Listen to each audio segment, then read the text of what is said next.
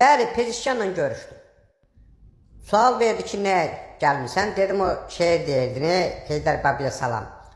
Onu əzbərləmişəm, gəldim deyim, görüm xoşal gələcək ya gəlməyəcək. Dedi, başqa durumu ona nə deyim? Nə var, nə qalıb ki, gedim deyim.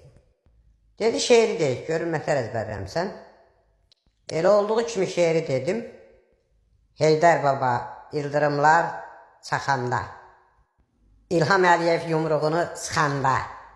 Onda dedim ki, sonra deməsin ki, şeiri yarım çıx demişsən. İlham Əliyev yumruğunu sıxanda, Paşinyan qaçıb İrəvandan baxanda, yəni o vaxt gedib İrəvandaydım da oradan baxırdım. Şuya, Xankəndinə.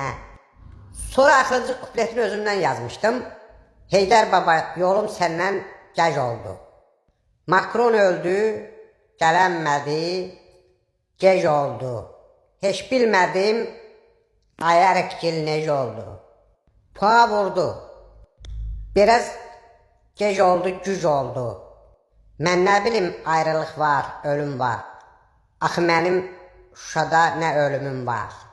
Hiss elədim ki, şeirdən xoşu gəldi. Yəni orada başqa bir danışıq olmuyor. Sadəcə görüşdük. Oradan da qayıdıb gəlmişəm İrəvana. Bu Azərbaycan şairi Şəhriyarın şeiridir. Dabını da burada yazıb oğramayın. Bəsdirin ta.